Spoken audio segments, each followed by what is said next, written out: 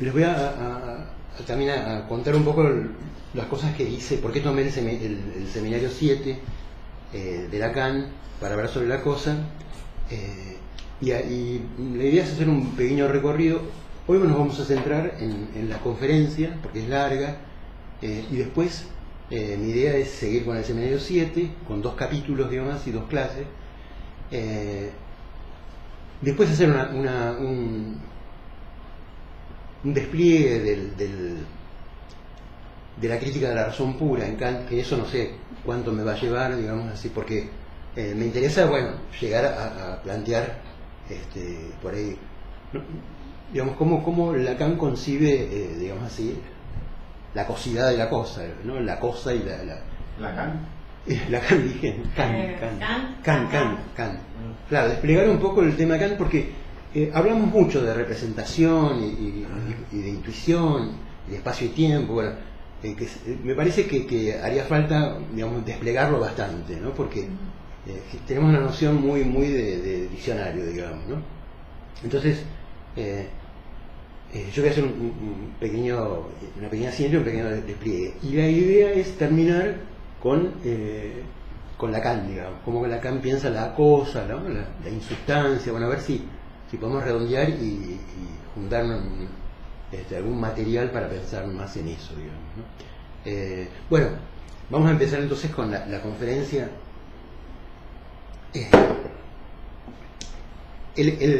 Por él, los que leyeron les habrá llamado la atención el estilo de Lacan.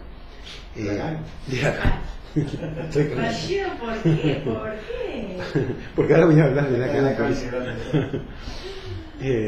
Bueno, el estilo, digamos, ¿no? Es una conferencia. Es una conferencia que dio en el 58 y que Lacan leyó y la tradujo y la publicó. Él la publicó y él Lacan. Ahora sí Lacan. Sí, y en el seminario 7 justamente dice, y lo remite a leer la conferencia explícitamente, ¿no?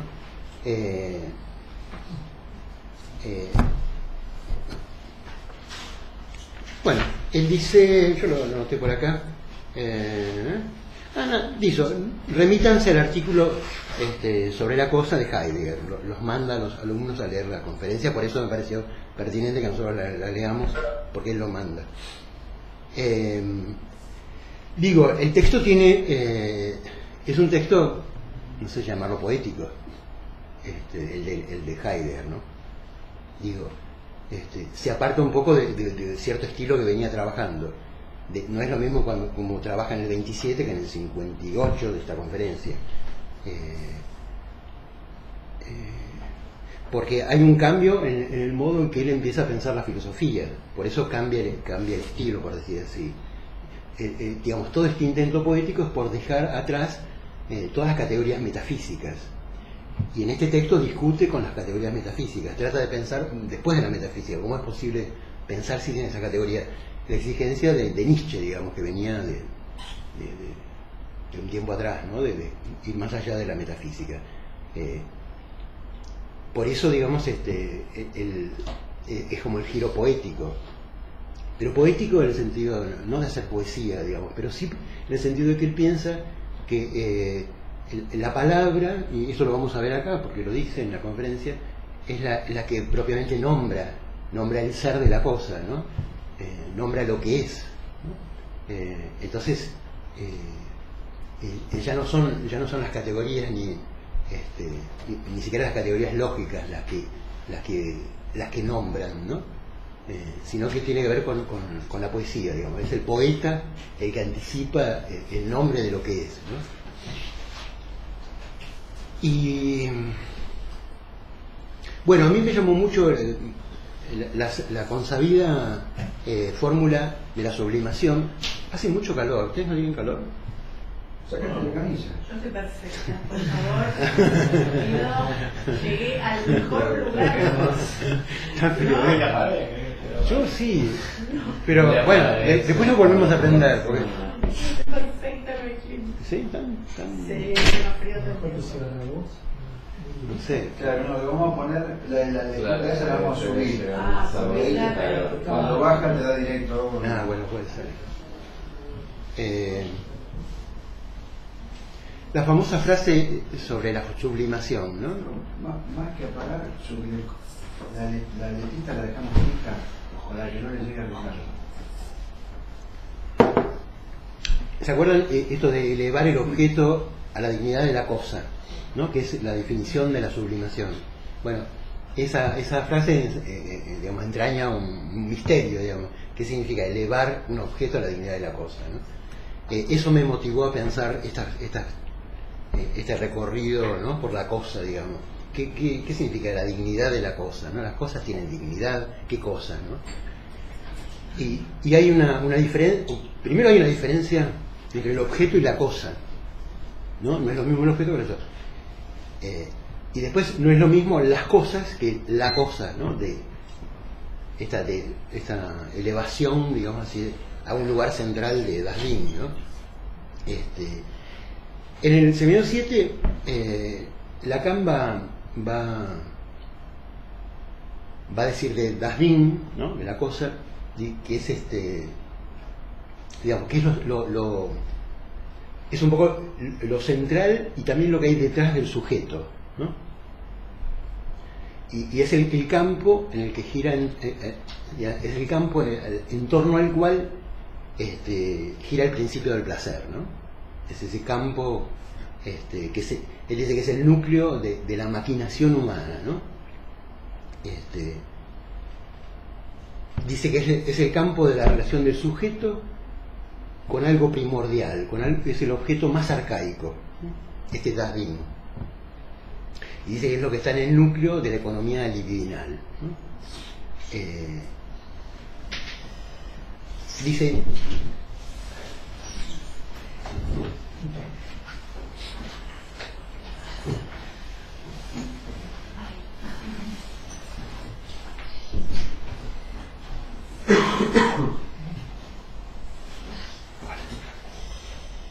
bueno, y hay una frase muy interesante que la vamos a trabajar no ahora, ¿no? Pero que es que dice que es aquello de lo real que padece del significante, la cosa, también. De lo real que padece del significante. Que padece del significante. Padece del significante.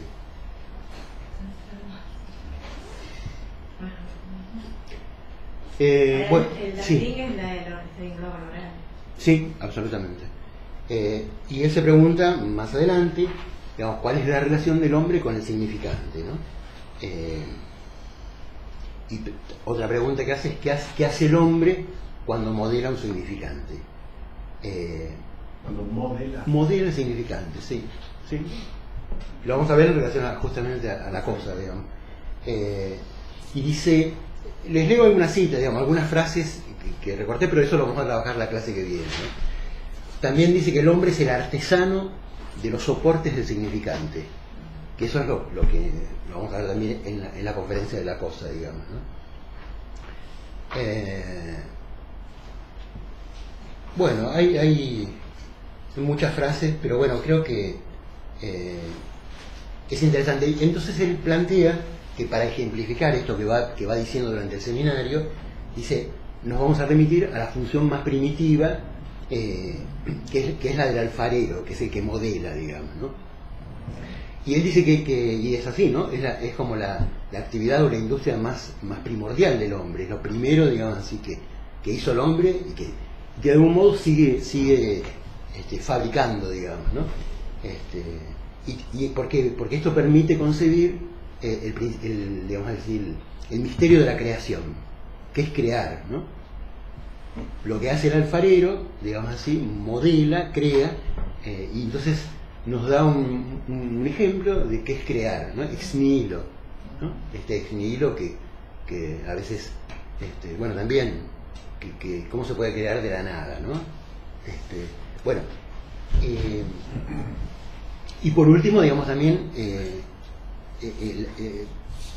el Dasbin encierra como una paradoja ética, ¿no? En el sentido de que es algo que va más allá del principio del placer, ¿no? digamos, que alguien elija la muerte, digamos así, plantea una paradoja ética, ¿no? Por eso está en el seminario de la ética. Entonces, la vez que viene, mi idea es desarrollar todas estas ideas de Lacan, del seminario 7, que es un seminario que se lee poco también. Y bueno, vamos a... Ustedes habrán oído muchas veces la diferencia entre Sage, que se escribe Sache, entre Sage y Ding, ¿no? Sage justamente tiene más que ver con el asunto, con la cuestión, ¿no? La cuestión en cuestión, con la causa. Cuando uno dice esa famosa frase de Ortega y Gasset, a las cosas mismas, ¿no? Se usa la palabra Sage, por ejemplo.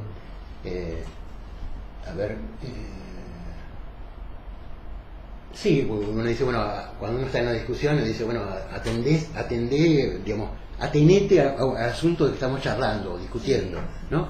Atenente a la cosa, digamos, ahí se usa Sage también, ¿no? En cambio, Das Ding, bueno, es lo que vamos a despejar ahora, qué otro estatuto tiene esta cosa, digamos, ¿no? Yo me pareció mejor leer el texto de Heidegger, digamos, porque me parece que hay muchas puntas que se abren. Es un texto que en la primera lectura parece comprensible y en la segunda ya menos, tiene muchas vueltas. Y además me gustaría que escuchen el texto de Heidegger, cómo piensa Heidegger. Igual muchos ya lo leyeron y lo conocen, pero me gustaría darle una vuelta más, ¿no? Empieza diciendo que todas las lejanías en el tiempo y en el espacio se encogen, ¿no? Porque plantea que las tecnologías, que toda la técnica, todas las tecnologías, que parece que nos aproximan más la realidad, ¿no? Y en realidad hay una distancia insalvable. Cuando él habla de... Vieron que habla de proximidad, ¿no? Proximidad también se traduce por cercanía, depende... él con cercanía está pensando no en el espacio físico exactamente, no se trata de eso, ¿no? Los que lo leyeron se dieron cuenta que no es solamente la espacialidad física, porque en el sentido de que está mucho más próximo donde vive un amigo, ¿no? Mucho más, aunque viva lejísimo, aunque viva en la China, está más próximo él que otro que vive a la vuelta de mi casa, digamos, ¿no? Que se trata de toda cercanía. Y en última instancia, él piensa la proximidad o la cercanía como lenguaje o como ser. Es decir, el ser mismo es lo más próximo, ¿no? Por eso es tan difícil ver de qué se trata el ser, ¿no? También, ¿El de uno? No, el ser en general. El ser como tal, inclusive lo piensa a veces, piensa la proximidad o la cercanía como el lenguaje mismo, digamos, que el lenguaje nos es tan próximo, digamos así, que algo de lo que es se nos escapa, digamos, ¿no? Y en el sentido de que el ente es como lo que vela el ser, pero a la vez no podríamos nombrar el ser si no fuera a través de los entes. No es que el ser está colgado de alguna parte, el ser está en el ente, digamos. El ente es como cierta opacidad que nos permite pensar en lo que es. Bueno, alrededor de esto, otra forma de pensar la cercanía, la proximidad, como lo que mantiene, dice, unidos al ser, al hombre y al lenguaje, ¿no? Esto es la proximidad.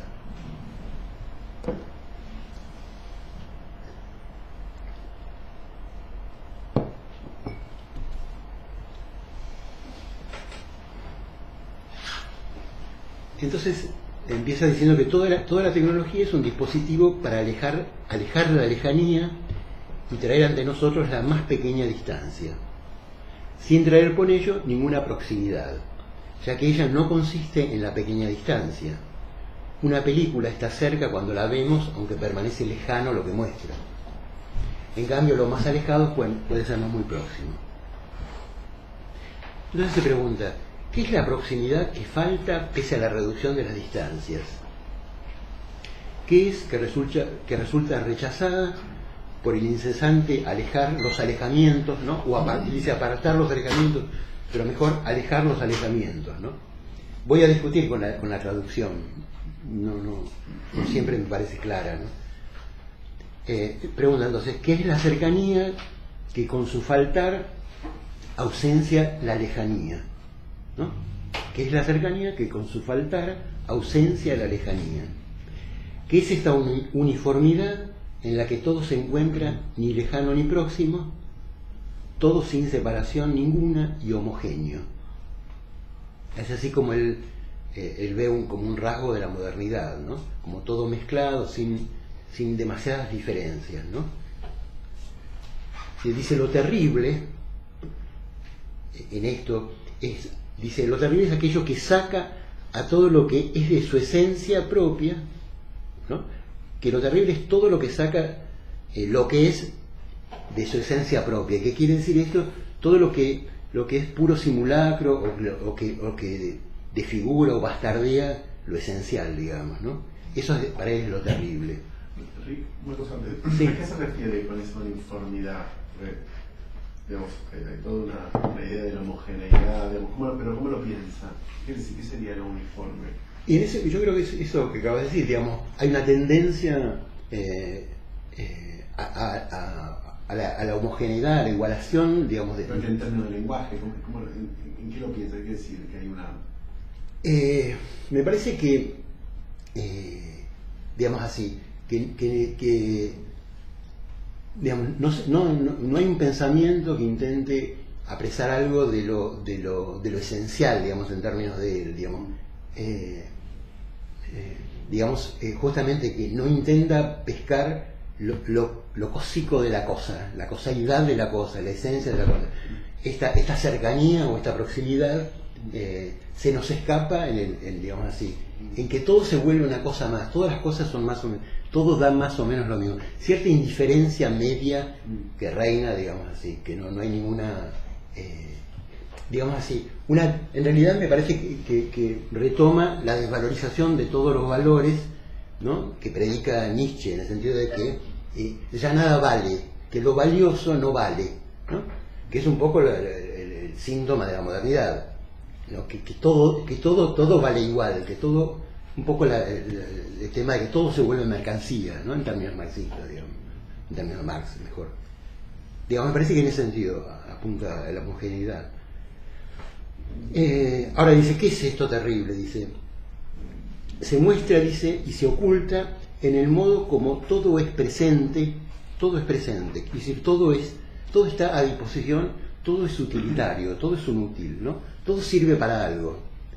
Él dice, en el hecho de que a pesar de haber superado todas las distancias, la cercanía de aquello que es sigue estando ausente. En el sentido de que la cercanía esta de lo que es, porque está hablando del mundo, de la mundanidad. Con mundo, cuando pensamos mundo, no hay que pensar el mundo real, en el sentido del planeta, ¿no? Los países, no.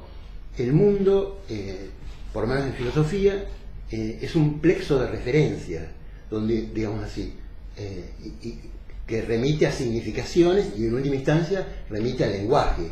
Digamos, el lenguaje hace mundo, digamos, ¿no?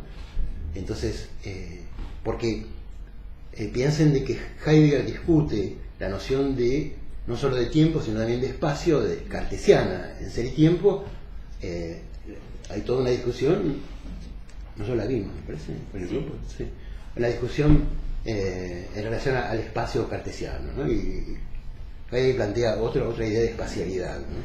Que es la propia del hablante, otro tipo de espacialidad, que remite, bueno, a este mundificar, digamos, ¿no? Como se hace mundo. Entonces, él dice, digamos, la cercanía, ¿no? La proximidad con lo mundano, digamos, no me gusta usar la palabra, pero es muy heideggeriana, con la esencia del mundo, ¿no? Que tenemos ahí otra historia con la esencia, bueno. El tema de la esencia basta. pero porque basta. Hay que No. dar quejas. Voy a hablar sobre la esencia ahora. No me molesta, no lo había escuchado nunca. Tantas veces la esencia de Heidegger. Nunca la he escuchado. Ya era el segundo novio después de Heráclito, ahora se me está cayendo. Bueno. A mí vos salí con todo. Desde Heráclito Heráclito. porque me cayó al revés, con la esencia basta. Bueno. Está bien. Porque, digamos, ya que estamos en la esencia, Heidegger entiende la esencia de un modo muy particular. Porque para Heidegger, digamos, la esencia es verbal, en el sentido que es verbo. No es una sustancia la esencia, sino que la esencia es verbal. Es así, aquello que está por debajo de lo que, digamos, de la sustancia.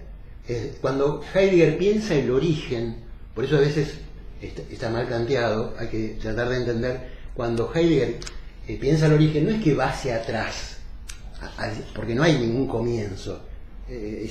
Para Heidegger el fundamento es infundado, no hay ningún origen, sino que va en el sentido de la esencia verbal, es decir, lo que está... la esencia verbal se sustancializa, se fija, pero es un verbo, es pura acción. Entonces, la esencia es verbal, quiero decir que esencializa. En alemán es claro, ¿no? En castellano no podemos transformarlo, pero lo transforma en un verbo, el verbo esencial. Si lo podemos transformar, porque lo acabo de transformar. Ahora, de mí en adelante se puede. Eso me tenía reservado la lengua. Pero bueno, digo. Entonces cuando pensamos en la esencia, no lo piensen como una sustancia, o como, ¿no? En el sentido de que nosotros muchas veces criticamos el esencialismo, sino hay que pensar en esencia verbal, además con toda la connotación que para nosotros tiene el lenguaje, es verbal la esencia, ¿no? Y es en acto, es pura actualidad. Entonces pensar en el origen es pensar la esencia verbal como acto, como actualidad, el origen como originante, no como pasado, sino que lo que es originario sigue siendo originante, si no, no sería originario, si no continuara originando, ¿no? Digo, eso como tenerlo como un axioma. Entonces dice, ¿qué pasa con la cercanía? ¿Cómo podemos experimentar su esencia? A la cercanía, parece, no se la puede encontrar de un modo inmediato. Esto se logra más bien cuando vamos tras de aquello que está en la cercanía. Para nosotros en la cercanía está aquello que acostumbramos a llamar cosas, ¿no? Lo que está en torno son las cosas, ¿no? Pueden ser los objetos, pero también pueden ser los pensamientos, puede ser Dios, todo aquello que es pensable, digamos, ¿no? Incluida la cosa en sí, que no es conocible, pero es pensable, de hecho, ¿no?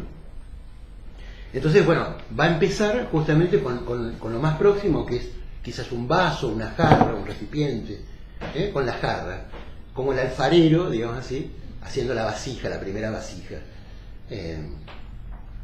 Dice, bueno, ¿qué es una jarra? ¿Qué cosa es una jarra? Decimos un recipiente, algo que acoge en sí algo distinto a él. En la jarra lo que acoge son el fondo y las paredes. Esto que acoge se puede a su vez agarrar por el mango, ¿no? Como recipiente, la jarra es algo que está en sí. Y el estar en sí caracteriza a la jarra como algo autónomo, ¿no? Algo que está por sí mismo, ¿no? Algo se sostiene en sí mismo, la jarra. Una vez que está fabricada, ella se sostiene. Entonces dice que la jarra se distingue de un objeto porque en alemán objeto, bueno, en castellano también, objeto es Gegenstand, que Gegen quiere decir frente a el objeto, el objeto, está yecto, está frente a mí, ¿no? Un objeto es lo que está arrojado frente a mí, o por lo menos contrapuesto, podemos decir, ¿no? Contrapuesto a mi conciencia, a lo del pensamiento, es aquello que está. En cambio, lo que está en posición autónoma se sostiene por sí mismo, aunque yo no esté, digamos. Entonces, la jarra como recipiente se sostiene por sí misma, ¿no? En el sentido de que es autónoma. En su ser recipiente no depende de mí. Dice, algo autónomo puede convertirse en objeto si lo ponemos ante nosotros, ya sea en la percepción sensible, inmediata, y dice, ya sea en el recuerdo que lo hace presente, ¿no? Tanto con el recuerdo, yo puedo hacer de ese recipiente un objeto en el recuerdo, o simplemente en la percepción inmediata, lo tenerlo frente a mí. Sin embargo, dice, la cosidad de la cosa no descansa ni en el hecho de que sea un objeto representado, antepuesto, ni en el hecho de que se puede determinar desde la objetualidad del objeto, ¿no? Desde el hecho, podemos decir, desde el pensamiento o desde conceptos, digamos. La cosidad no pasa ni por el concepto. Acá hay una discusión con la filosofía tradicional, ¿no? La cosidad de la cosa, la esencia de la cosa, lo cósico, no se apresa en tanto objeto enfrentado a mí yo, ni en tanto mero concepto, mera idea, ¿no? En el sentido platónico. Dice, no es la forma de apresarlo. Toda esta parte se está discutiendo, empieza a discutir con la filosofía tradicional. Con la categoría de Aristóteles. Sí, también. Ahí está discutiendo con eso. Ahora va a entrar, sí, ahora vamos a entrar. No lo puedo pensar como concepto, no lo puedo incluir en ninguna cuestión categorial. Bueno, dice, la jarra sigue siendo un recipiente, tanto si lo representamos como si no. Vuelve a decir, como recipiente la jarra está en sí misma. ¿Pero qué significa que lo que acoge está en sí mismo? ¿El estar en sí del recipiente determina ya la jarra como cosa? Esta autonomía del estar en sí, el estar independientemente, ¿no? Ya la determina a la jarra como cosa. Dice, sin embargo, la jarra está como recipiente solo en la medida en que ha sido llevada a ese estar autónomo. Pero esto sucedió y sucede por medio de un emplazamiento, es decir, por medio del producir.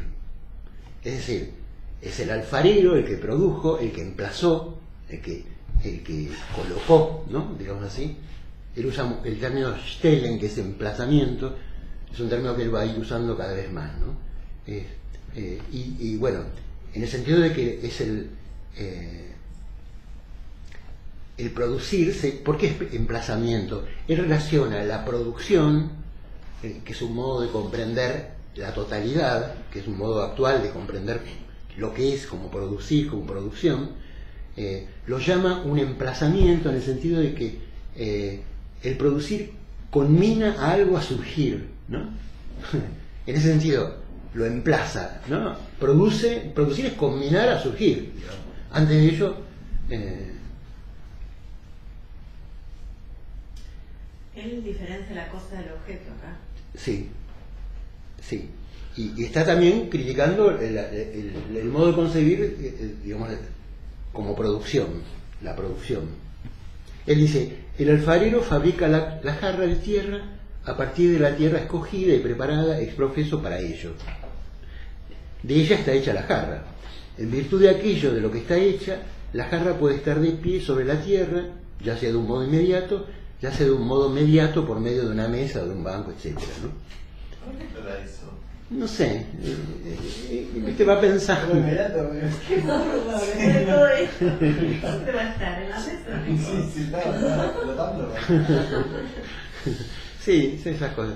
Bueno, lo que está ahí, por obra de este producir, es el estar en sí, ¿no? El estar como cosa, el estar en sí como cosa, como replegada en sí misma, ¿no?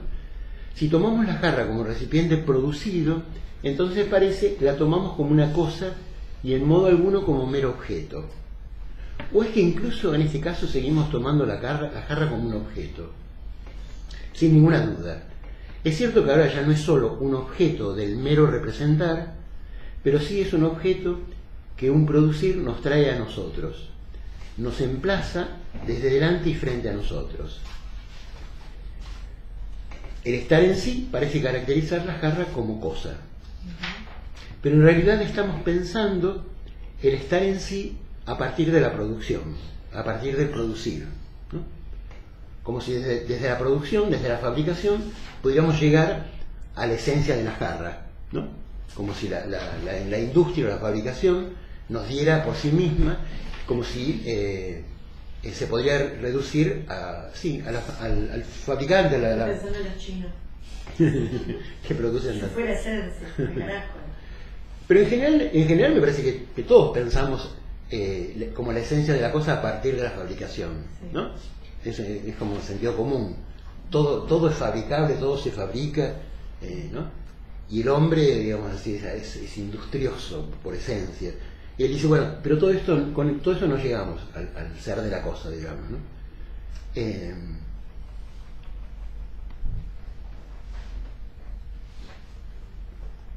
Dice, pero desde la objetualidad del objeto, desde la objetividad y desde la posición autónoma, no hay ningún camino que lleve a la cosidad de la cosa. Dice que la objetividad, cuando uno trata de pensar la objetividad del objeto, ¿no? Su esencia, tampoco nos llega, dice, solo llegaremos a esta cosidad si ante nuestro pensamiento hemos llegado a la cosa como cosa, ¿no? A su esencia propia. Dice, la producción ciertamente hace entrar la jarra en aquello que le pertenece como propio. Ahora bien, esto que es propio de la esencia de la jarra no es nunca fabricado por la producción. En el proceso de la producción, la jarra ciertamente tiene primero que mostrar su aspecto al que la produce. Tiene que mostrar su aspecto al que la produce. Pero esto que se muestra así, el aspecto, ¿qué es el aspecto? El aspecto es la idea, ¿no? La forma, el eidos platónico, ¿no? Que se puede traducir como un aspecto. También se puede pensar como un escorzo, como cierta visión, ¿no? De lo que es. Tiene esto presentársele primero al alfarero para poder producirlo, por ejemplo, o lo que sea.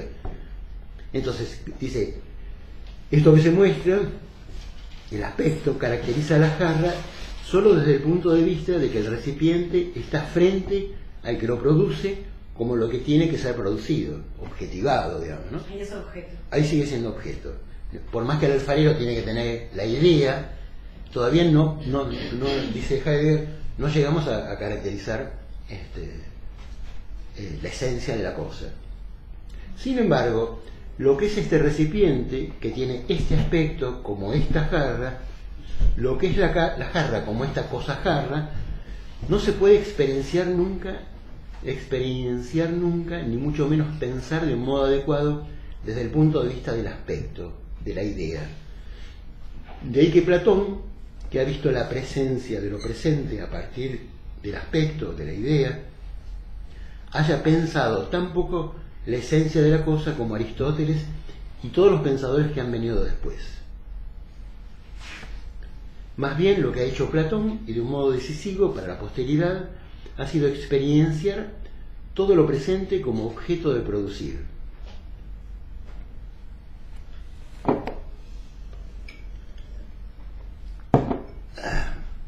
En lugar del objeto, dice, de lo que está enfrente, diremos de un modo más preciso, proveniente, ¿no? En vez de objeto, él va a usar el término de proveniente o de producto, ¿no?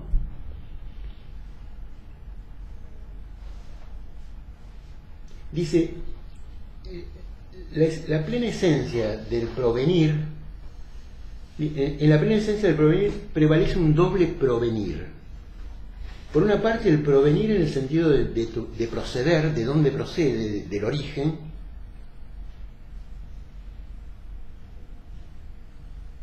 Y por otra parte, el provenir en el sentido de hacer surgir, ¿no? En el sentido de esto que decíamos de que el alfarero, digamos así, hace surgir, emplaza, ¿no? Hace brotar. Dice, sin embargo, toda representación de lo presente en el sentido de lo proveniente y de lo y del obstante no alcanza nunca a la cosa en cuanto a cosa. Lo obstante en el sentido de objeto, ¿no? De estar frente. Dice, no alcanza nunca a la cosa en cuanto a cosa. La cosidad de la jarra descansa en el hecho de que ella es como recipiente. Nos daremos cuenta de lo que es lo que acoge del recipiente si llenamos la jarra. Está claro que las paredes y el fondo de la jarra son los que se hacen cargo de acoger. Pero despacio, dice, cuando llenamos de vino la jarra, ¿vertemos el vino en las paredes y en el fondo? Todo lo más, lo que hacemos es verter el vino entre las paredes y sobre el fondo. Paredes y fondo son evidentemente lo impermeable de la jarra. Ahora bien, lo impermeable no es todavía lo que acoge. Cuando llenamos del todo la jarra, dice, el líquido fluye en la jarra vacía. El vacío es lo que acoge del recipiente. El vacío, esta nada de la jarra, es lo que la jarra es como recipiente que acoge. Ahora bien, la jarra consta de paredes y fondo. Aquello de lo que consta es lo que hace que la jarra esté en pie. ¿Qué sería de una jarra que no estuviera en pie? Cuando menos sería una jarra mal hecha, ¿no? En el sentido, no se sostendría en sí misma. Seguiría siendo una jarra, pero una jarra que, si bien acogería como jarra que se tumba continuamente, dejaría salir aquello que ha acogido. Pero dejar salir lo acogido es algo que solo puede hacerlo un recipiente a la vez. Sería una, ¿no? Bueno. La pared y el fondo de lo que consta la jarra, y gracias a los cuales la jarra se mantiene en pie, no son propiamente lo que acoge. Pero si esto último descansa en el vacío de la jarra, entonces el alfarero con el torno da forma a la pared y al fondo, que con el torno da forma a la pared y al fondo. Lo que hace no es propiamente la jarra. Lo único que hace es moldear la arcilla. No, lo que moldea es el vacío. Este moldear el vacío es el significante, ¿no? Esto es lo que es moldear el vacío. ¿Es significante que cuando Heidegger? No, estoy hablando de Lacan, del significante lacaniano. Lacan lo trae porque ejemplifica este ex nihilo, ¿no? A partir de lo que se moldea, ¿no? Como moldea el alfarero, el lenguaje moldea a partir de nada, ¿no? Él dice también, Heidegger, que el lenguaje es la morada del ser. Sí. ¿Es esto? No, pero acá habla del vacío. Sí. Bueno, pero él habla de la falta de ser también. También, pero no, digamos que estamos en esto, sí. Dice, para el alfarero, para él, hacia él y a partir de él, moldea la arcilla dándole una forma. El alfarero lo primero que hace, y lo que está haciendo siempre el hombre sería, ¿no? Es aprehender lo inasible del vacío. Esto sería la creación, ¿no? El acto de crear es aprender lo inasible del vacío, digamos, ¿no? Y en ese sentido el significante es pura creación, ¿no? Y en el caso del alfarero lo produce, ¿no? Esto inasible del vacío lo produce en la figura del recipiente, como aquello que acoge algo. Entonces dice, el vacío de la jarra determina cada uno de los gestos de la actividad de producirla. La acosidad del recipiente no descansa en modo alguno en la materia de lo que está hecho, sino en el vacío que acoge, ¿no? Esto es interesante lo que subraya Lacan. Pero acá viene otra crítica. Dice, ¿pero está realmente vacía la jarra? La ciencia física, ahora acá discute con la ciencia física, ¿no? La ciencia física nos asegura que la jarra está llena de aire y de todo lo que constituye la mezcla aire. Nos hemos dejado engañar por un modo semipoético, ¿no? Ahí se critica a sí mismo, ¿no? Que es lo que le critican. Es un modo, digamos, romántico, ¿no? Todo esto que dijo, él se critica y dice, bueno, nos hemos dejado engañar por un modo semipoético de observar las cosas al referirnos al vacío de la jarra para determinar aquello que en ella acoge. Sin embargo, así que nos ponemos a investigar la jarra real de un modo científico, en vistas a su realidad, se pone de manifiesto un estado de cosas distinto. Dice, cuando vertimos vino en la jarra, lo único que ocurre es que sacamos el aire que llena la jarra y lo sustituimos por un líquido. Llenar la jarra desde un punto de vista científico significa algo real, y este es el modo por el cual ella se rige de una manera objetiva. Real en el sentido de realidad, ojo acá, ¿no? Él pregunta, ¿pero es la jarra esto real? Contesta que no. Dice, la ciencia nunca encuentra nada que no sea aquello que el modo de representar de ella ha dejado entrar, haciendo de esto un posible objeto de ella, digamos, ¿no? De antemano, uno sabe que el pensamiento científico es axiomático, de antemano plantea, digamos así, el encuadre de lo que va a encontrar, de lo contrario no encontraría nada. Entonces primero objetaliza, ¿no? De lo contrario no tiene que primero para investigar tiene que poner un objeto de investigación. Entonces se dice que el saber de la ciencia es vinculante. Ciertamente, pero ¿en qué consiste su carácter vinculante? Vinculante en el sentido de que es justamente en este sentido que decimos, de algún modo compulsivo, en el sentido de que nos obliga a encarar de determinada manera las cosas como objetos, ¿no? Dice, para el caso en que nos ocupa, es la forzosidad de abandonar la jarra llena de vino y de poner en su lugar una concavidad en la que se expande un líquido, ¿no? Sería esto un modo de pensar. Dice, la ciencia anula la cosa jarra en la medida en que no admite las cosas como lo real decisivo.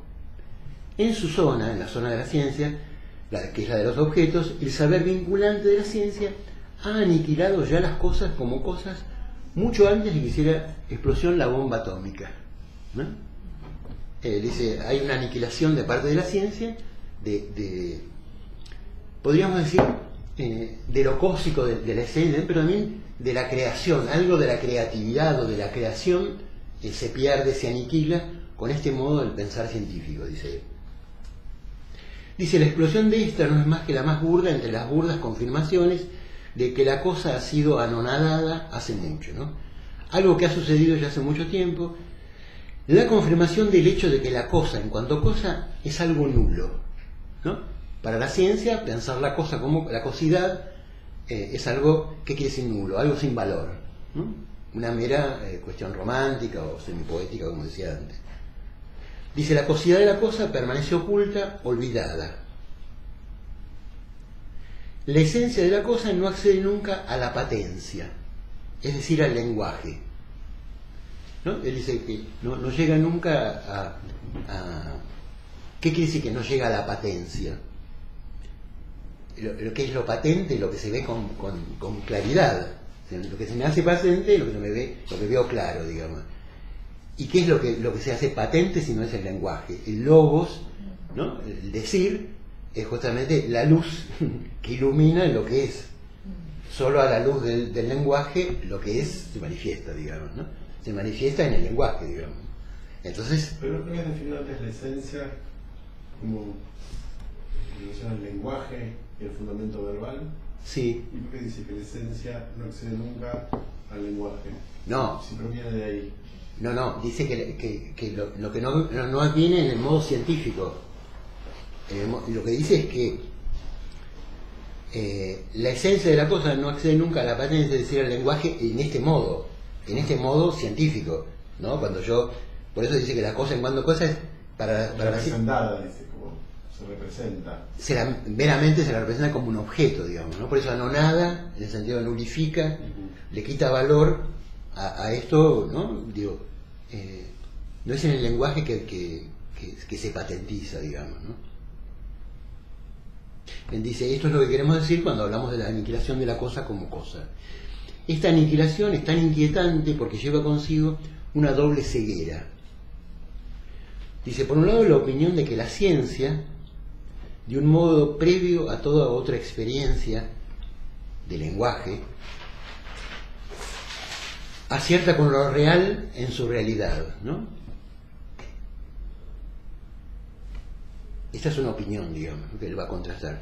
Y por otro dice, hay una doble ceguera, por otro la ilusión de que sin perjuicio de la indagación científica de lo real, las cosas pudieran seguir siendo cosas, lo que supondría que ellas eran ya siempre cosas que se esencian.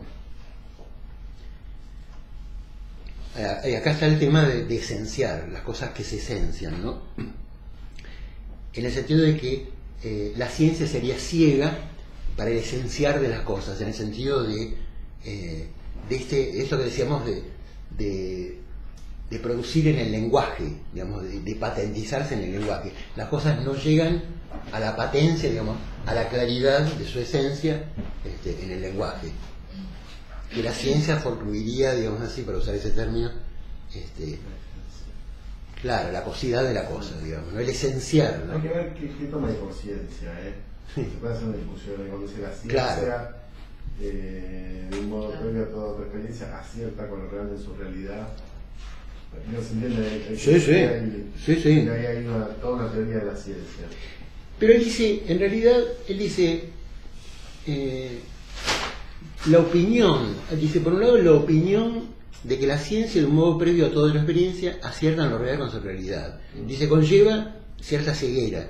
Pero él dice, bueno, sin perjuicio de la indagación científica de lo real, digo, no es que cuestiona la ciencia, sino que dice, bueno, también hay otro modo de consideración, digamos, porque a la ciencia no le interesa la esencia, no es en esos términos.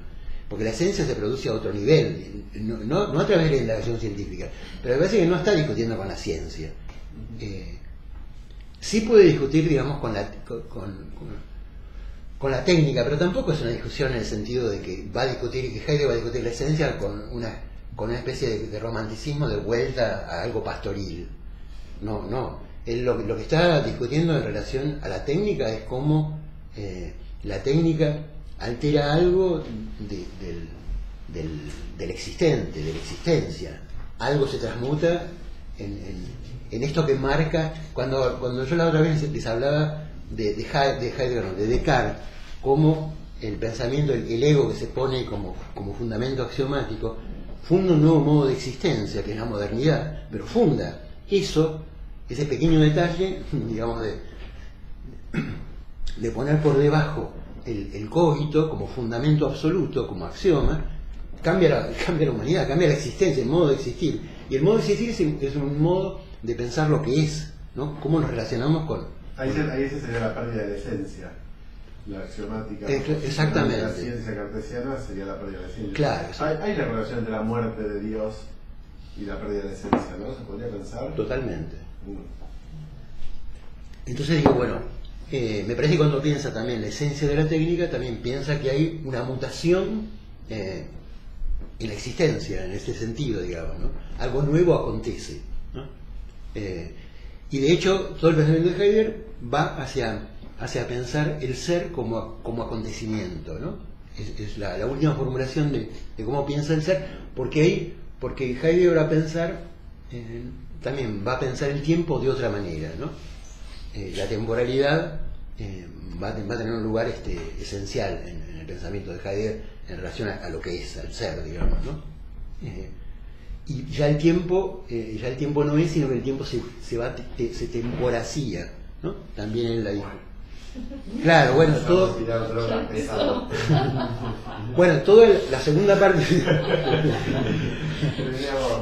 Veníamos tranquilos. Y parió mi abuela, como dice. Veníamos bien. Veníamos con esenciales, pero se temporacía. Claro, bueno, ahora van a ver que la cosa cosea también. Por eso, Heidegger también tiene montones de neologismos, ¿no? No puede pensar sin neologizar. Y el acontecimiento, bueno, es un modo de pensar el ser también, ¿no? Desde el tiempo. Porque ustedes saben que Ser y Tiempo, él anuncia una segunda parte, que nunca escribe. Solo hay después una conferencia, muchos años después, que se llama Tiempo y Ser. Él pensaba, había proyectado pensar el ser desde el tiempo. Y la segunda parte, ¿no? de Ser y Tiempo. Y después de muchos años no logra apartarse de las categorías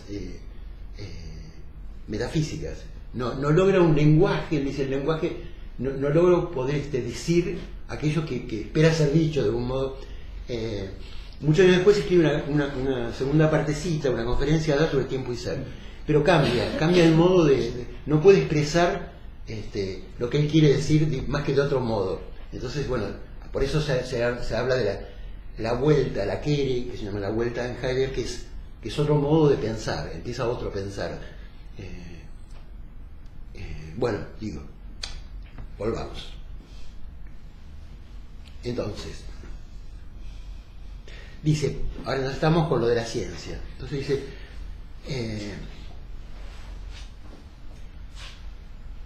pero si las cosas se hubieran mostrado ya siempre como cosas en su cosidad, entonces la cosidad de la cosa se hubiera revelado. Esta hubiera interpelado al pensar, ¿no? Pero en realidad la cosa como cosa sigue estando descartada, sigue siendo algo nulo y en este sentido está aniquilada. Pero entonces, ¿qué es la cosa como cosa? Que su esencia aún no ha sido capaz de aparecer. ¿Será que la cosa no se ha acercado aún lo bastante como para que el hombre haya aprendido a prestar atención de un modo suficiente a la cosa como cosa? ¿No? A pesar del microscopio, ¿no?, que nos acerca a la cosa, él dice, bueno, ¿qué es la cercanía? Esto ya nos lo hemos preguntado. Para experienciarlo hemos preguntado a la jarra que está en la cercanía. Y vuelve. ¿En qué se basa el carácter de jarra de la jarra? Vieron que usa la palabra experienciar, ¿no? Tener una experiencia. Pero es una experiencia pensante. Es esto mismo que él está tratando ¿no?, tratando de contarlo. Esa es la experiencia a qué se refiere. La experiencia del pensar, digamos así.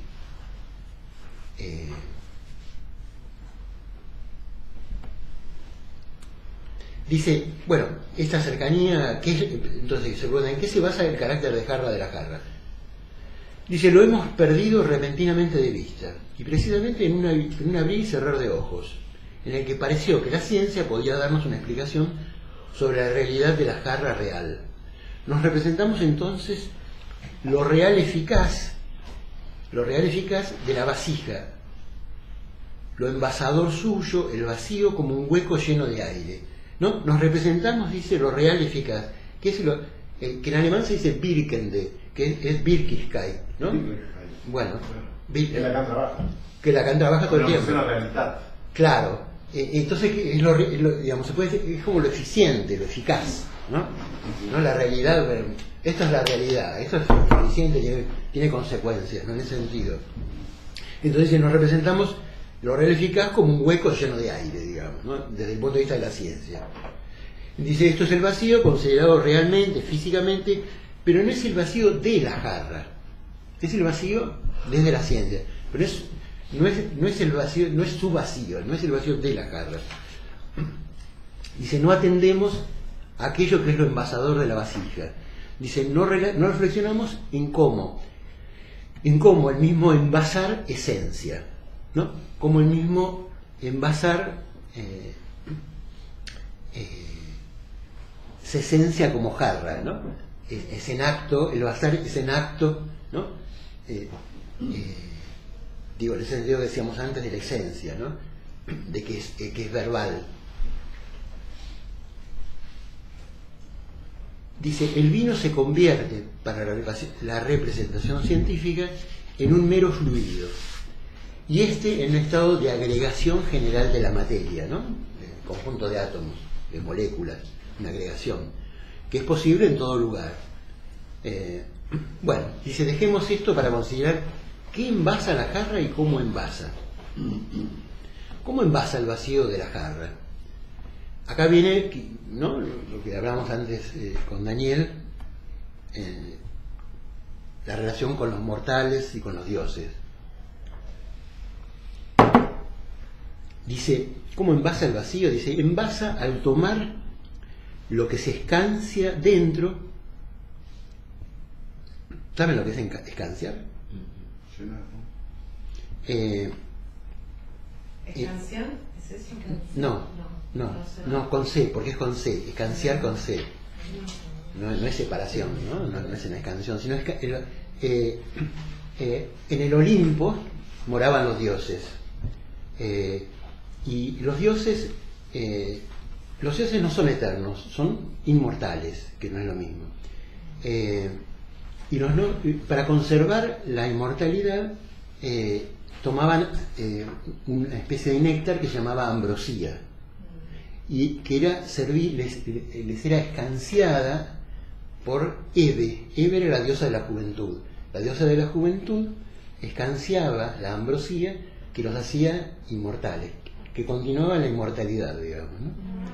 A estos dioses se refiere Heidegger cuando habla, digamos. Y estos dioses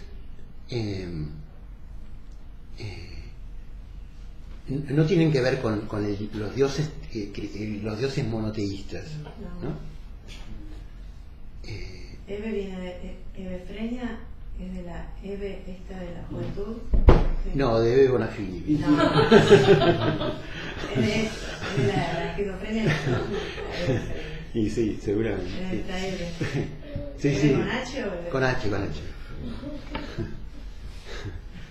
Justamente, de la juventud. Claro. Es la viejita más joven, la Eve. Bueno. Según el diccionario es servir vino. Escanciar. Claro, en el sentido que uno lo usa es escanciar vino. Verter vino, sí, escanciar es verter. sinónimo, escabiar es el Cada vez escabiar es escanciar. escanciar sabemos bien. De la Real Academia dice servir bebidas, especialmente vino, sidra o autolicor, y beber vino. Es la... Sí, directamente beber vino. digamos que es una vulgarización de esta noción de la mitología griega, digamos, ¿no? Que de ahí viene esta de servir, ¿no? Bueno, la ambrosía, sí. Dice, entonces, el envasa la jarra, el vaso, lo que sea, envasa al tomar lo que se escancia dentro. Envasa cuando retiene lo tomado. El vacío envasa, dice, de doble manera. Envasa tomando y reteniendo, ¿no? Toma y retiene. La palabra envasar tiene, por lo tanto, un doble sentido. Ahora bien, el tomar de lo escanciado dentro y el retener dentro de lo escanciado se copertenecen, pero su unidad, dice, viene atemperada por el escanciar a que templa la jarra como tal. Bueno, eso ya te voy a explicar eso. Claro.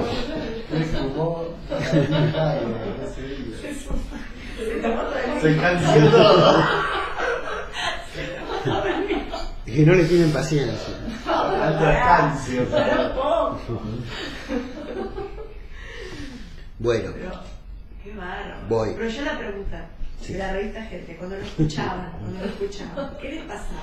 y bueno, Era igual que él. cuando lo escuchás a Lacan, ¿qué te pasa? No, este superó todo. ¿Vos creés? ¿Vos creés? Este es otro nivel. Porque no has leído a Hegel. Tal cual, iba a decir. Claro, bueno, Hegel también. ¿no? O lees la crítica de la razón pura. Sí, No, pero ese no, tiene pero un eso se entiende cuerpo. perfectamente, o sea, no hay Sí. nada. Después de 5 lecturas, entiendo. Sí, no, pues, Está bien, pero este lo lee 20 y bueno. No, bueno, yo te lo voy a aclarar. No, Para eso estoy acá. Para eso me pagan. Es que la forma de hablar, la forma. Lo que pasa es que suena bastante mal en castellano, pero en alemán, yo tengo todos los términos en alemán, entonces para mí es más fácil entender. Sin el alemán no lo entendería, estoy de acuerdo. Pero como yo como sé algo de alemán, lo pienso en alemán, lo busco en alemán, es como ustedes, ¿no? Cuando van a, saben francés, van a leer a Lacan en francés. Entonces, voy a tratar de decir esto de un modo un poco más sencillo. Dice,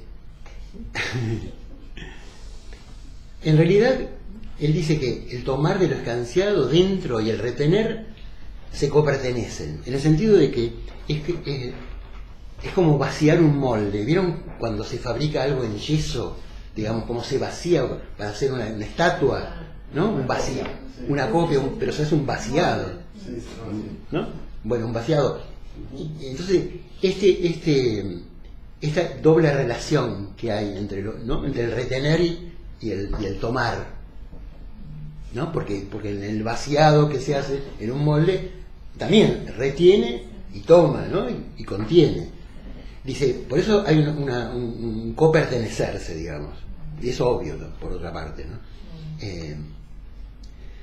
Lo que Lo difícil es su unidad bien atemperada por el escanciar bueno, claro, atemperada, eso ya porque es una mala traducción, porque quiere decir viene determinada en vez de atemperada, que no sé qué mierda quiere decir. La verdad que no sé por qué, pero viene determinada por el escanciar dice acá, que sería en el sentido de que a cada uno lo suyo, ¿no? Viene determinada, dice, porque después dice, determina la jarra como tal,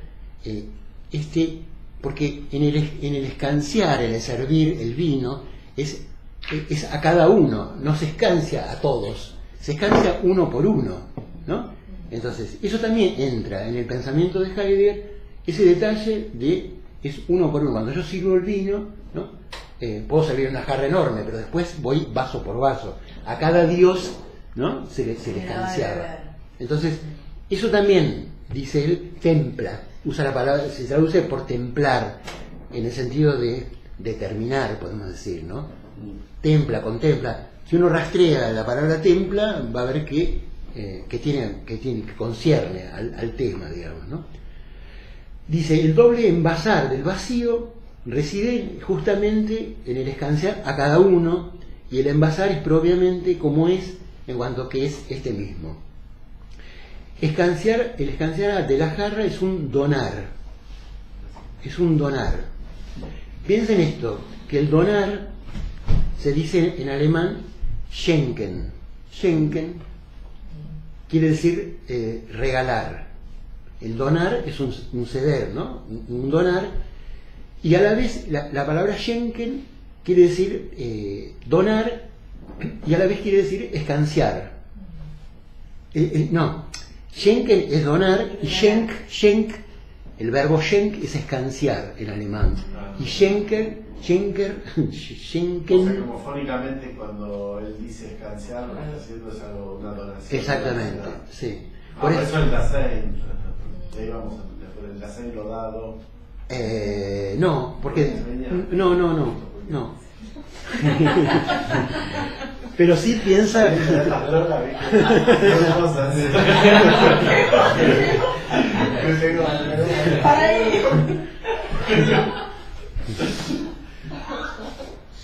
Bueno, y hay que seguir ese modo de pensar. Sí, eso es lo que hagamos de risa está buenísimo, porque provoca tanta genialidad que en un lugar académico es muy difícil, que uno queda paralizado. Entonces, así por lo menos, bueno.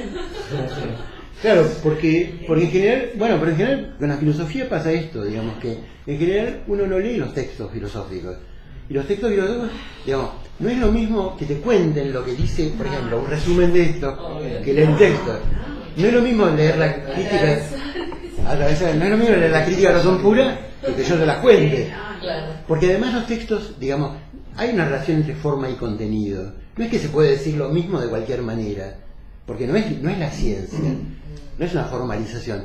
El cómo se dice en filosofía es esencial. Entonces, cómo dice Hegel es esencial. Si no, es otra cosa, es parecido, como cuando Einstein explicaba en la conferencia, ¿se acuerdan de esa anécdota? Que fue a dar una conferencia de la relatividad y después que habló mucho tiempo la señora del público y dice, bueno, ¿no podría resumirme un poco y acotarme? Se lo resume con buena intención y bueno, ¿no me podría precisar un poco más porque no termino de entender? Esto le ocurrió 2 o 3 veces. Al final ella le dice, bueno, por fin lo entendí. Bueno, entonces él le contesta, bueno, justamente eso que usted entendió no es eso, ya no es lo que yo quería decir. Bueno, en filosofía pasa mucho de esto, digamos, ¿no? Pasa mucho. Por eso cuando les dije como yo quería traer textos de filosofía, para escuchar cómo piensan los filósofos. Es un modo raro de pensar. No todos piensan como él, obviamente, pero cada filósofo tiene una impronta que uno escucha un decir de ellos y ya sabés quién está hablando, digamos, ¿no?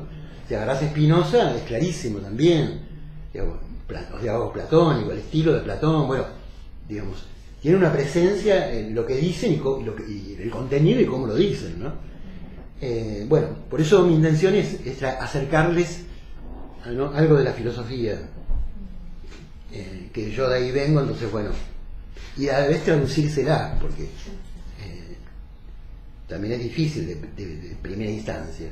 Yo esto lo tuve que leer unas cuantas veces y trabajarlo mucho para entender de qué estaba hablando, pues no, a pesar de que yo también la conocía hace mucho esta conferencia. Dice, entonces dice que dice en el donar, ¿no? Dice en el donar de lo escanciado esencia el envasar de la vasija, ¿no? ¿Qué quiere decir que esencia? ¿No? En el donar esencia el envasar, ¿no? En el sentido de que en esta dación, en este donar, se plasma el carácter mismo de la vasija, ¿no? Es esencia, ¿no? Actúa, ¿no? Dice, el envasar requiere el vacío como un envasador. La esencia del vacío envasador está reunida en el donar. Pero dice, pero donar es más rico que el mero regalar.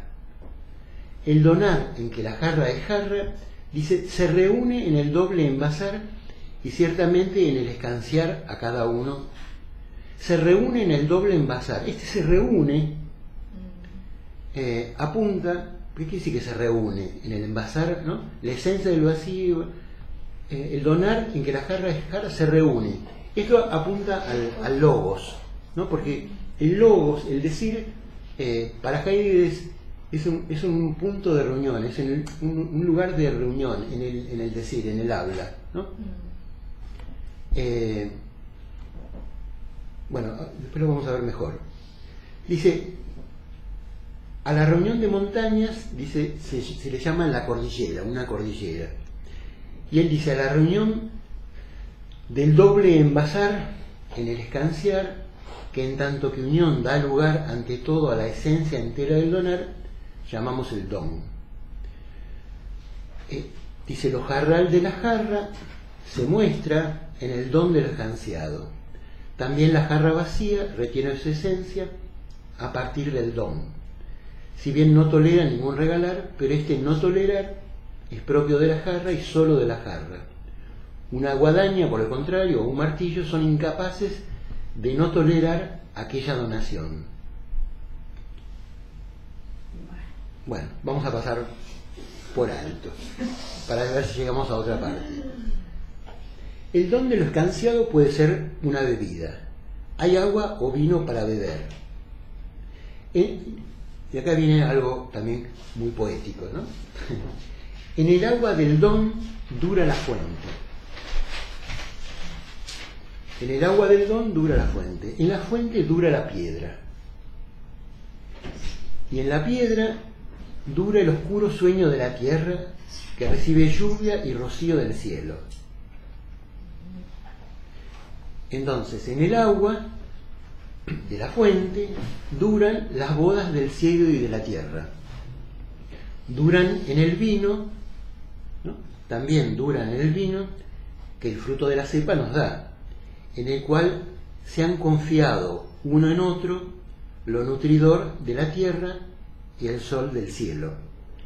Se han confiado uno en otro lo nutridor de la tierra y el sol del cielo son las bodas de que está hablando, de las bodas, porque ¿qué es la boda sino el encuentro, pero además la confianza, ¿no?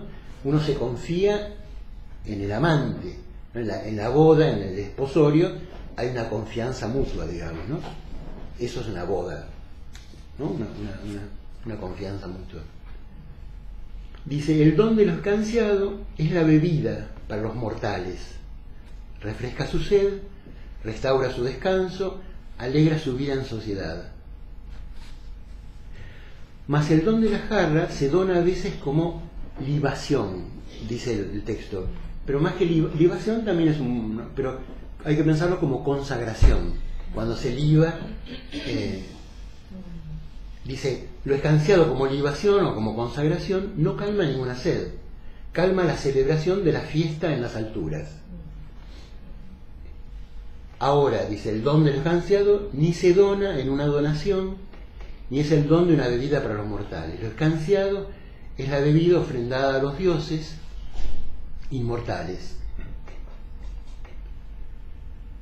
El don del escanciado, en cuanto bebida, es el auténtico don. En el donar de la bebida consagrada, esencia la jarra escanciadora, en tanto que don donador. Bebida libada, consagrada, en la que la bebida consagrada es lo que la palabra escanciado nombra propiamente. Ofrenda y sacrificio a los inmortales, ¿no? En el sentido de que son, a los inmortales, los siempre vivientes, ¿no? Digamos, el rasgo de los dioses griegos es que son vivificantes, son vivientes, no son eternos, y son, por eso Nietzsche los ensalza tanto, digamos, ¿no? Los toma en el sentido de que son vivificantes, ¿no? Producen ganas de vivir, digamos así. ¿Qué es esa consagración? ¿Qué relación hay entre el don y lo consagrado? ¿Por qué mete a los dioses en la esencia? Porque por esta, digamos así, vamos hacia eso, ¿no? Porque él va a pensar la cosidad de la cosa como lo que él llama el Gewirt, que es el cuadrado, ¿cómo era la palabra? La cuadratura, no es la cuadratura exactamente, pero es el cuaterno, exactamente, no me salía. O sea, con una cuatridad, ¿no? En el sentido, también Lacan habla de un cuatro, digamos, ¿no? Digamos que son, para pensar la esencia de la cosa, la cuatridad, la esencia la piensa como esa estructura, digamos así, de dos pares, ¿no? De cielo y tierra, y de mortales e inmortales, digamos. En este juego, digamos así, se esencia, ¿no? Acaece, acontece, digamos así, lo esencial, ¿no? Digamos, en este cuadrado, digamos así, se muestra, digamos, lo real de la realidad. En el sentido de que para Heidegger solo de esta manera se apresa algo digamos, de la verdad, en el sentido de que la verdad como desocultamiento, algo de lo verdadero que está más allá de la ciencia, digamos, ¿no? Lo sagrado vendría ahí, que es lo consagrado, es ese lugar de la verdad. Ese lugar, exactamente. Y sagrado en el sentido de algo. Lo sagrado es aquello que conserva el misterio, digamos, ¿no? Siempre hay algo, siempre digamos, el misterio es justamente, la calidad del misterio es algo que nunca se puede develar, por decir así. Si pudiera resolverse, no sería un misterio, ¿no? Por eso los misterios órficos, no se sabe, pero se intuye, se deduce, pero nadie nunca dijo que son los misterios órficos. Son misterios, los misterios justamente son indevelables, digamos, ¿no? Entonces, digamos, algo del misterio de lo divino, no de lo divino, diría más de lo sagrado, y porque lo sagrado también conlleva una nota de horror, ¿no? Hay una, digamos, como pensar lo sagrado tiene que ver con un horror a lo indistinto e indiferenciado, que sería un horror al caos, digamos, en el sentido de que todo deviene del caos, es decir, del indistinto e indiferenciado. Ese es el origen de todo, digamos, ¿no? Y todo va hacia lo indistinto e indiferenciado, digamos. Ese horror que produce eso, que es la propia disgregación.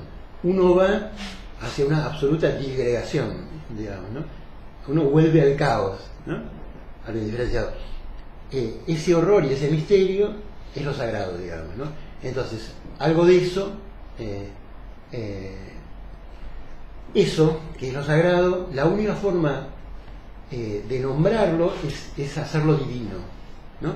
Lo divino es como una coagulación, una sustanciación de lo sagrado.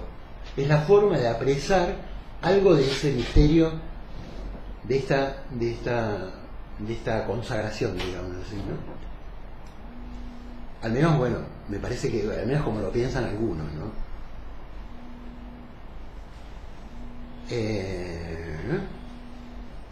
Bueno, seguimos un poco más y no los voy a cansar mucho más porque ya... Pero quiero terminar, redondear un poquito esto. Dice, en el don de lo escanciado, que es una bebida, duran a su modo los mortales.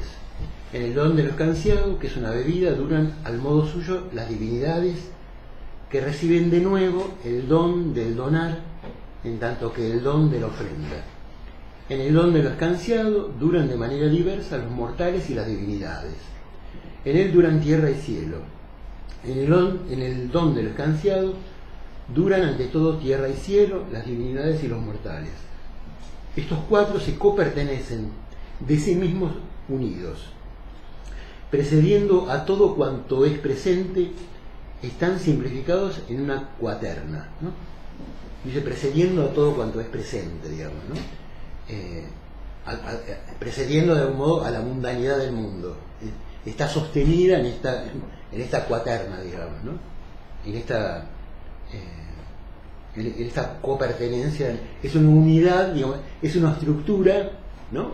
Una estructura de cuatro copertenencias, ¿no? Dicen, el don de lo escanciado dura la simplicidad de los cuatro. El don de lo escanciado es don por ser lo que perdura. Este múltiple reunir es lo esenciador de la jarra. Nuestro idioma dice nombre a lo que es reunión en una antigua palabra, thing. En antiguo alto alemán, ¿no? Se dice como en inglés, thing, ¿no? La esencia de la jarra es la pura y donante reunión de la simple cuaterna en una duración. La jarra esencia en cuanto ding, en cuanto cosa. La jarra es la jarra en cuanto cosa. Mas como esencia la cosa cosea. En el sentido de la cosa esencia, ¿no? En el sentido verbal. Él dice el cosear, este esenciar, reúne. ¿Qué quiere decir que reúne? El cosear cosea. Reúne quiere decir, otra vez volvemos a lo que decía antes del logos, que el logos reúne. ¿En qué sentido reúne el logos? Que el logos, el decir, convoca, ¿no? Boca, el vocar y el convocar es asunto del logos, ¿no? En el sentido convoca, reúne. Y cuando convoca en el sentido que da un sentido, ¿no? Orienta. El logos nos orienta. Entonces dice, la cosa como esencia, dice, reúne esta cuaterna, ¿no? Esta cuaterna que es el mundo.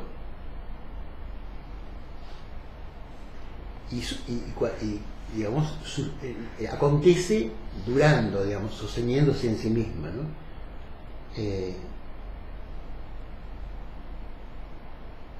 Bueno, dice, a la esencia de la jarra, sentida y meditada de este modo, damos el nombre de cosa, ¿no? A la esencia de la jarra.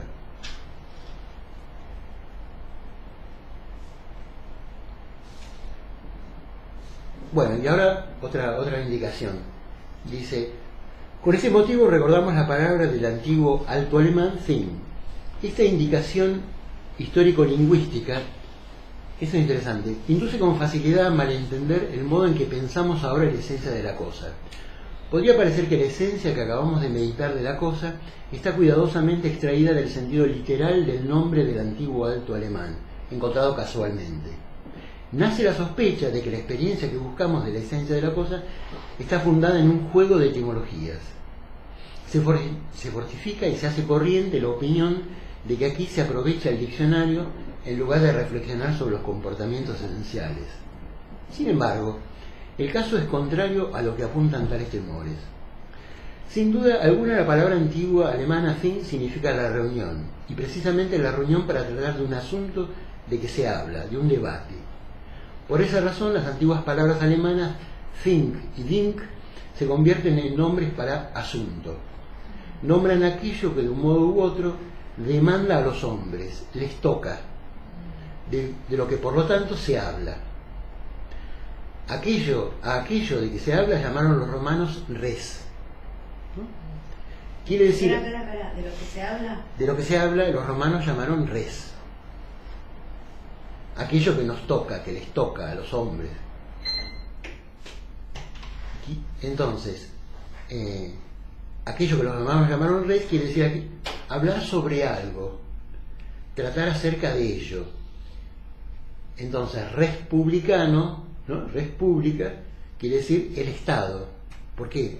Dice lo que notoriamente toca a todo el pueblo, le tiene, ¿no? Lo tiene tomado, y de lo que en consecuencia dice se habla públicamente. Esto es lo res público. Ponele. Ponele. Ponele que lo que se habla, le toca a todo el pueblo y se habla en una república. Y pero es así, aunque sea Mirta Legrand, digamos. Mirta Legrand es de lo que se habla públicamente. ¿Y cómo pasó el res romano al res de Descartes? ¿Cómo pasó? Claro, porque este res es esto. Y por res de red. ¿De qué? Resistencia, Lo mismo, ¿no? Es No el sé, mismo uso. pero res. La cosa pública. Como cosa pública no, pero como Cosa asunto. extensa, asunto, pero no es. No, porque fue, sí. Es asunto, res en Descartes.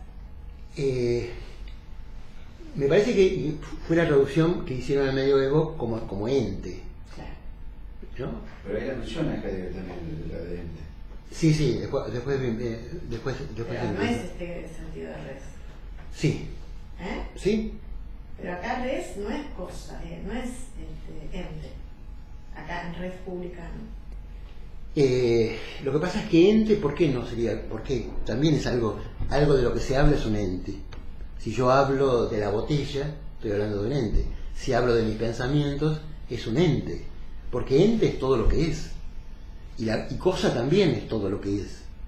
Ente y cosa, distintos quizás sea objeto, pero la cosidad, lo cósico, digamos así, la esencia de la cosa como tal es ente, no hay diferencia. Todo ente es una cosa y todo cosa es un ente, digamos. Porque todo lo que es ente, digamos, ¿no? No importa. Un unicornio es. Claro, un unicornio es un pensamiento. Entonces, Sí. lo que no me queda claro es que Heidegger hasta acá Sí. es si él tiene una especie de realismo, si propone un realismo o no. ¿En qué sentido? A ver, no te entiendo. Porque se le adjudicaría el ser a todas las entidades, el unicornio también. Con lo cual parecería que está todo en el mismo plano. Y también otra cosa que aparece ahí que la cosa se manifiesta con este tipo de expresiones, que la cosa se manifiesta, que la apresamos, como si hubiera algo que está por fuera del lenguaje que hay que expresar. Que él mismo dice que no es así en el artículo del lenguaje, pero no termina de quedar claro. Quizás porque, digamos, cuando hace un análisis, lo hacen en un plano ontológico, digamos. En cuanto a lo que es, da lo mismo que sea un unicornio. Pero ¿cómo sabes qué es? ¿Cómo? ¿Sabés porque está fuera del lenguaje y te acercás con el lenguaje como herramienta? No, nunca. Afuera no. Entonces, no podemos decir, no podríamos decir en principio, siempre teniendo Lacan como referencia, Sí. y la primacía significante o el monismo significante, Sí. como tenemos que instaurar esa expresión. Sí. Monismo significante. Si partimos de ahí, incluso pensar el ser tiene que estar determinado por el lenguaje. Sí. Y aunque no Debe ser algo trascendente al lenguaje, ¿no? No es trascendente al lenguaje, no hay Es nada. inmanente al lenguaje.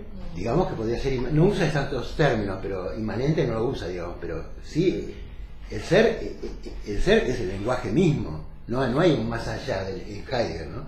Digo, no hay dos planos, digamos, está el lenguaje y las cosas por otra parte. Justamente por eso todo este juego de lenguaje para manifestar algo del ser. Porque cuando estamos hablando de la esencia de la cosa, ¿qué es la esencia de la cosa? Sino el ser, el mismo. no el ser en su totalidad, pero sí el ser de la cosa. ¿Qué significa que la cosa es? Es esto, dice, es que en el lenguaje se patentice su cosidad. Y esto, y es la cosidad. Al revés, yo lo expresaría A ver. ¿no? Al revés para no perder la idea esta del monismo unificante. No que la cosa viene al lenguaje, sino que el lenguaje la genera, la crea, la organiza. Y lo que hay afuera, que no sabemos en definitiva. Pero básicamente tendríamos que decirlo al revés, que el lenguaje lo produce, no que la cosa se inserta. Él no usa, justamente no quiere usar la palabra producción, por eso habla de manifestación, digamos, ¿no? Lo toma de los griegos, ¿no? El fenómeno es lo que se muestra, no dice quién lo muestra, no, se muestra, es el sé. Entonces en el lenguaje se muestra lo que es, porque si no hay lenguaje no hay nada, digamos. Es en el lenguaje que se muestra, pero no es que se muestra algo que ya estaba. Pero ¿cómo salís de esa idea diciendo se muestra?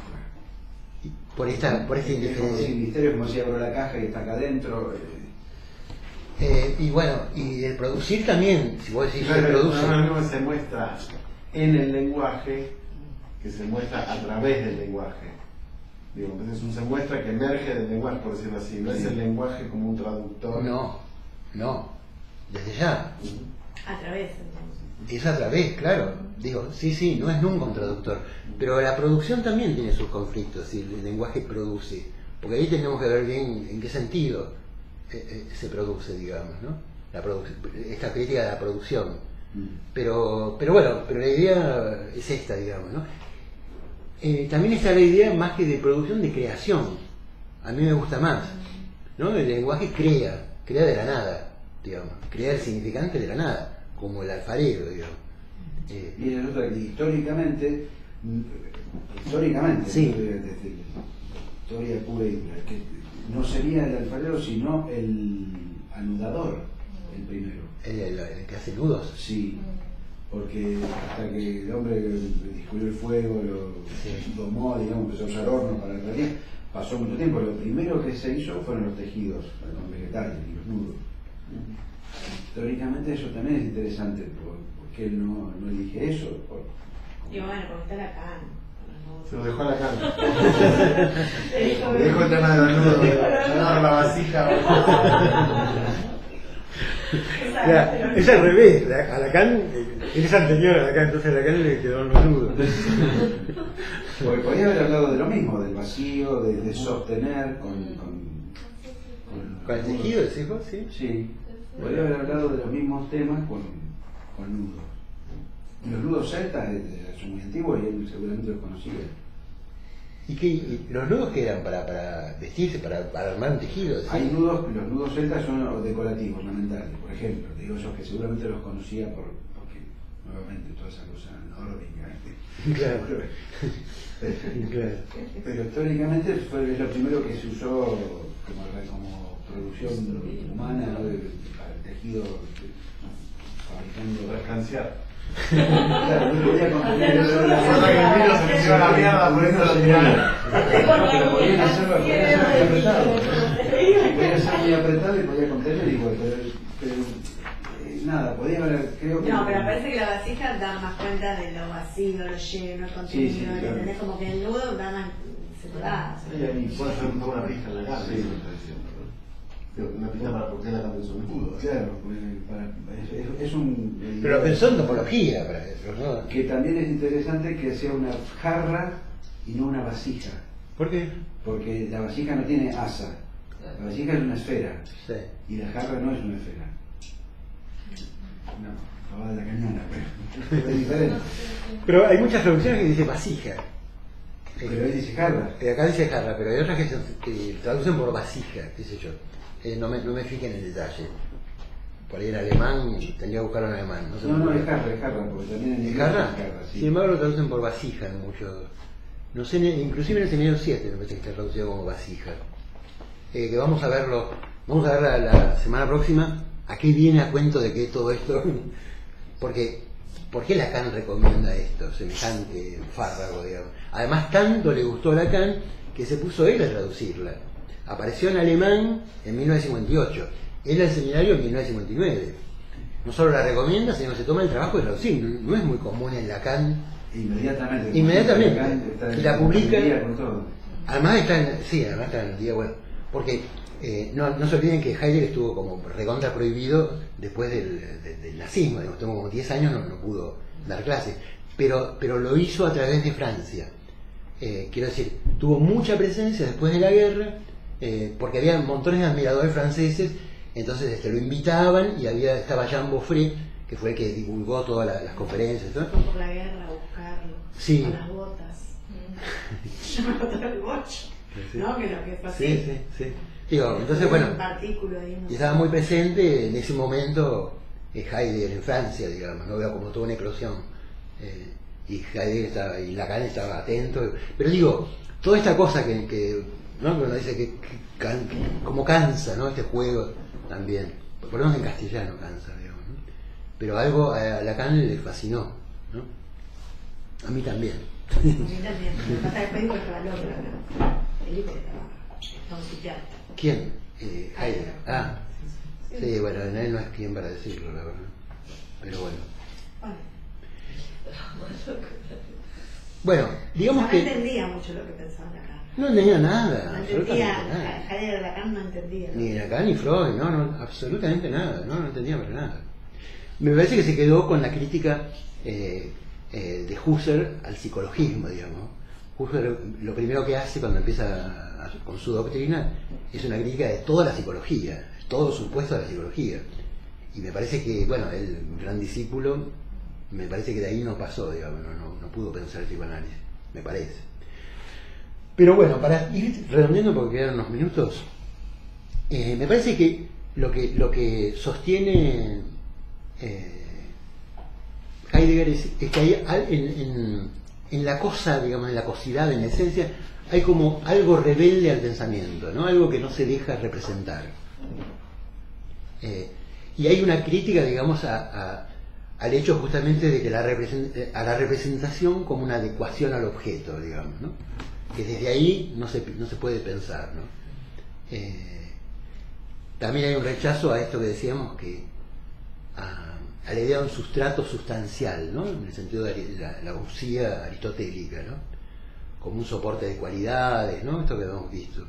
Él dice que ese modo de pensar atropella a la esencia, dice él, ¿no?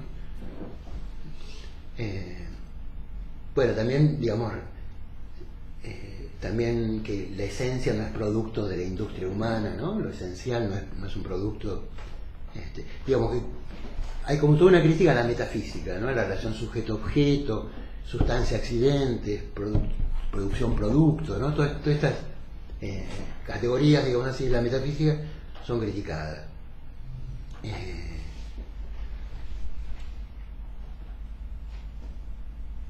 Bueno, esto, digamos, de que el objeto no es una cosa y que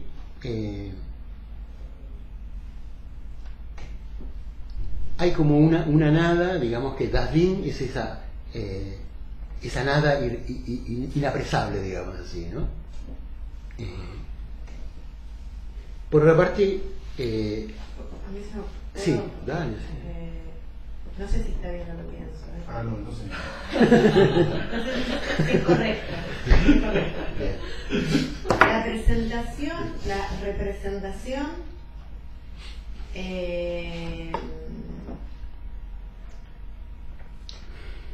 no es lo verdadero, porque representa otra cosa, como que sería que representa la cosa. Sí. ¿No? Entonces sería como que por eso él rechaza todo el objeto sería lo representado. Tal cual. No es la cosa. No es la cosa, exactamente. No es lo genuino. ¿No? Sigo así, no es lo genuino. No es lo verdadero. No es lo, claro, no es lo, o sea, el Das Ding es lo verdadero. Sí. Es la esencia. Es la esencia opuesto al objeto que es representado. Sí. Sí, es lo irrepresentante y lo irrepresentable que hay en el fondo de toda representación, por decirlo así, también. Es algo, hay un, ¿no? algo inapresable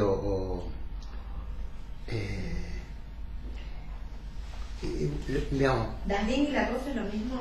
Sí, Danín. Es lo irrepresentable. Es irrepresentable, tal cual. Pero lo decimos en ese sentido. ¿Se acuerdan? Yo decía que el ente oculta el ser, pero a la vez no hay ser si no hay ente. El ente, digamos así, está en lugar del ser, por decir así, pero entonces este movimiento es de desocultamiento. Cuando se desocultar el ser es a través del ente, digamos, porque el ser no está flotando, es el carácter de ser de lo que es su carácter de ser, pero es lo que es en este vaso, lo que es siempre es un ente, ¿no? Y podemos decir que lo más general de todos los entes, incluidos nosotros, es el hecho de ser. Eso es el ser, el hecho de ser, pero a partir del hecho, digamos. No es más que, digamos así, el género generalísimo de todos los géneros. Es el género más amplio, lo que más abarca es el ser, pero no es que el ser está aparte, no es trascendente, ni está en el topo solar. ¿Vos decís que desocultar el ser es desocultar el ente? Digamos, Sí, solo, claro. El ente es la forma de nombrar el ser. Exactamente, es el modo de nombrar lo que es. Y lo que es el ser, digamos, el hecho de ser. A ver, el problema que se llama es un ocultamiento que no está en la trascendencia. O sea, no es un más allá. No, nunca. Ni un más acá, no sé cómo decirlo. Está en el lenguaje mismo. Sí. Es ocultar. Sí. Pero si vos tenés algo oculto en el lenguaje mismo, a ver, lo digo así topológicamente, al menos tenés como si fuéramos dos niveles. Uno el del ente, digamos, otro el del ser. Sí. ¿Sí? Sí. ¿Cómo explicás eso dentro del lenguaje mismo? ¿Se entiende lo que voy a decir? El lenguaje es algo que tendría como dos niveles, el nivel del ente y ese nivel oculto que se develaría en el lenguaje mismo, que sería el ser. Pero la banda. Bueno, dentro de la banda, bueno, es algo así. Bueno, todo este modo de decir de Heidegger intenta apresar algo de esto. De lo inapresable del mismo lenguaje, porque es del mismo lenguaje, pero hay algo... ¿Por qué se llama la esencia? ¿No? Porque ahí usa ese término, esencia. A veces, no sé si es pertinente, pero es una extrapolación forzada, pero hay una especie de obsesión con la esencia, del mismo modo como el psicoanálisis por la cañana hay una obsesión por la singularidad. Pensaba si no se puede pensar el lugar que tiene la esencia del pensamiento de Heidegger como el lugar que tiene en el porlacanismo, lo singular, como lo más propio de sí. ¿Sí? Y si lo pensás como la verdad, en vez de como un intento de aproximación a la verdad, la esencia. Ajá, ok. Más por el lado, yo te lo Perfecto. Sí. Che, vos seguís la que viene, ¿no? Sonido 7, la cosa. Bueno. No, me parece que esto. Sí, Dale sí, yo no tengo problema, pero digamos, dar una pausa. Sí. Sí, Sí, está bien. Sí, yo quiero cerrar con el eso. programa este está bueno el que propones. Sí, voy a la próxima vez voy a hablar sobre el seminario 7 todo el tiempo. Sí, para darle sentido a esto. No, pues si queda colgado esto, la verdad me parece que no. Sí. Una pregunta, ¿de dónde viene esto de que lo que se representa no es la cosa? No es de él. Es Kant. Claro, eso es el fenómeno noúmeno. ¿Y antes de Kant? No había conciencia. Sí, Kant con Descartes empieza esto, digamos, la representación, pensamientos. Signatura rerum antes, ¿no? Era la firma de Dios en las cosas. Era el modelo que trabaja Foucault en las palabras y las cosas. Digamos, la ciencia inaugura un modo de realidad.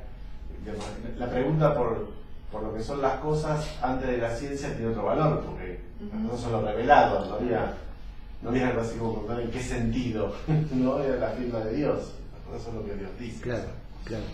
Sí, en el sentido de que las cosas no eran objeto, no eran objeto ante un sujeto, antes de Descartes, por decir así. Las cosas no eran objeto frente a un sujeto. No estaban contrapuestas a mí, a un medio único. No había eso. No, sino que éramos todos cosas de la obra de Dios. De la obra de Dios. El sujeto era Dios y todos éramos objetos de ese sujeto, digamos, ¿no? Entonces, esto de objeto es la modernidad misma, digamos. Pero si tenemos que pensar la representación en Platón, es la idea. Y podemos pensar la idea, aunque no es representación. Pero no es en este sentido de representación, porque No entendí. para Platón Sí. la idea era el ser. Sí, No sí. era la representación que estoy diciendo ahora. No. Pero la idea. ¿Entendés? O sea, ahí. La idea es la forma. Es la forma. No te olvides de la relación entre forma y materia, ¿no? Sí. Digo, potencia y acto. La idea era como la actualización de algo de una capacidad que se tornaba real, se actualizaba, ¿no? Digo, pero había esta forma que le daba sentido, plasmaba. Pero la idea, pero tampoco la idea estaba flotando en el aire, otra vez, porque, bueno. Bueno, no, me quedo pensando en la primera persona. Sí. Hay un libro muy bueno de Humberto Eco que se llama En búsqueda de la lengua perfecta. Hace todo un análisis, un recorrido histórico de las diferentes teorías lingüísticas, muy desde la antigüedad.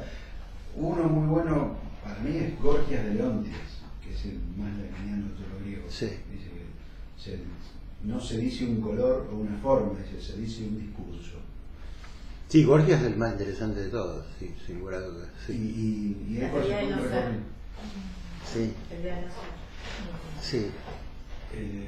Porque hay dos versiones de su obra, pero Sí. las dos más o menos. ¿Eco? ¿En busca de? De la lengua perfecta. En busca de la lengua perfecta. El arca perdida. De Gorgias, esto de la teoría del no ser, ¿dónde se lee? ¿En Gorgias? Casi. El librito está Sí, traducido la acá. mitad en Facebook. Dos investigadoras de Facebook.